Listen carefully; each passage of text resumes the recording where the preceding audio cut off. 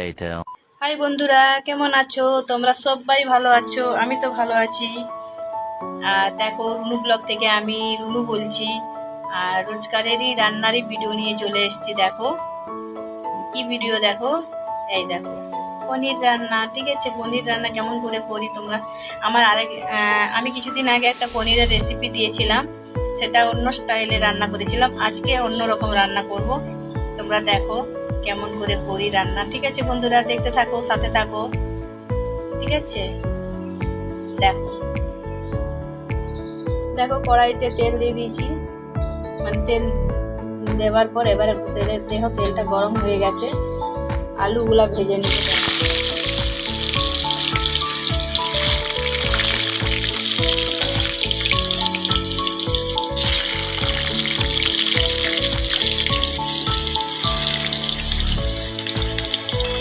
ঠিক আছে, আলুগুলাকে ভেজে নিয়ে লাল করে। তাতে কি দেবো দেখো, নুন।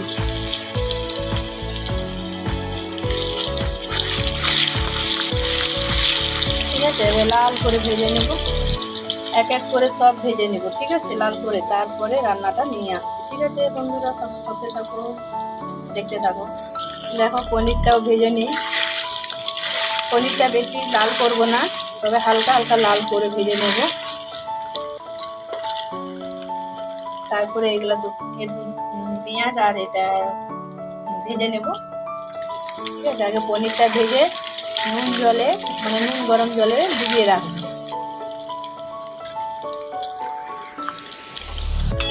দেখো আর একটু হালকা লাল করবো, ফুটিয়ে নেব। তারপরে পেঁয়াজটা আর ওইটা ভেজে নেব, শিমলা মির্চ। দেখো নুন গরম জলে ডুবিয়ে রাখলাম। ঠিক আছে, পনিরগুলো বাদ বাকিগুলো আবার ভেজে নিই।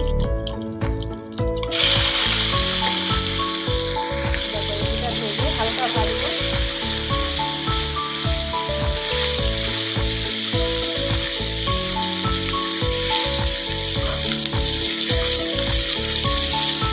একটু লাল করে হালকা ভেজে নেব। তারপরে মশলাটা একটু ভেজে বেটে নেব, তারপরে রান্নাটা নিয়ে আসবো। ঠিক আছে, সাথে থাকো, সঙ্গে থাকো, দেখতে থাকো। দেখো এদিকে আমি পোলাও বসিয়ে দিয়েছি। দেখো এখন একটু ভালো করে একটু ভেজে তারপরে জল ঢালবো। ফোড়নে দিয়েছি তেজপাতা, গোটা গরম মশলা, আর চালটা ভিজিয়ে রেখেছিলাম চালটাকে।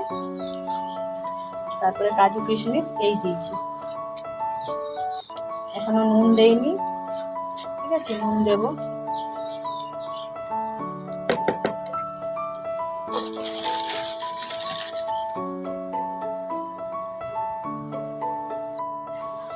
এরকম চালটা ভালো করে একটু ভেজে তারপরে জল দেবো। আর তরকারিটা এখন মশলাটা বাটছি, মশলাটা বাটা হয়ে গেলে দেখাবো। ঠিক আছে, সাথে থাকো, সঙ্গে থাকো।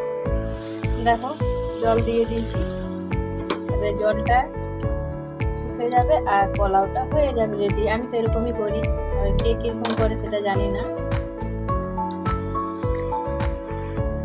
দেখো মশলাটা ভালো করে ভেজে নিয়েছি, এবারে মশলাটা বেটে নেব। দেখো মিক্সিতে। ঠিক আছে, দেখো মশলাটা দেবো, আদা রসুন, তারপরে হচ্ছে টমেটো, তারপরে হচ্ছে পেঁয়াজ, সব কিছু দিয়ে বেটে নিচ্ছি, একটা মশলা করে নিচ্ছি পনিরে দেবো বলে। ঠিক আছে বন্ধুরা, দেখতে থাকো, সাথে থাকো। এটা বেটে নিই তারপরে। দেখো ঠিক আছে বন্ধুরা,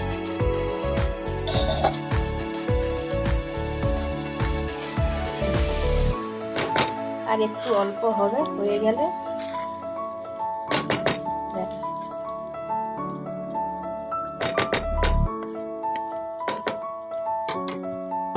এটা আস্তে আস্তে হতে থাক, ততক্ষণ এখানে তরকারিটা বানিয়ে নিই। ঠিক আছে, দেখতে থাকো, সাথে থাকো। প্রথম কড়াইতে তেল দিয়ে দিব। দেখো কড়াই তেল দিয়ে দিয়েছি, আর বাকি এই দেখো মশলাটা বেটে নিয়েছি, ওই যে ভেজে রেখেছিলাম নিচে যে মশলাটা বানানো, এই দেখো সাথে লঙ্কা গুঁড়ো আর হলুদ গুঁড়ো দিয়েছি। ঠিক আছে, দেখো মশলাটা বেটে নিয়েছি। এই মশলাটা কষাবো এবার, মানে ভাজা মশলাটা একটু কষিয়ে বাদ বাকি সবজিগুলো দিয়ে বানিয়ে নেব। দেখো কড়াইতে তেল গরম হয়ে গেছে, দেখো মশলাটা ঢেলে দিলাম।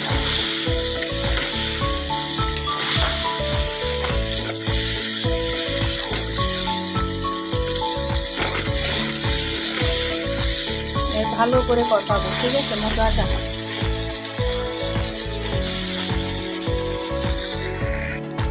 দেখো মশলাটা ভালো করে কষিয়ে নেব।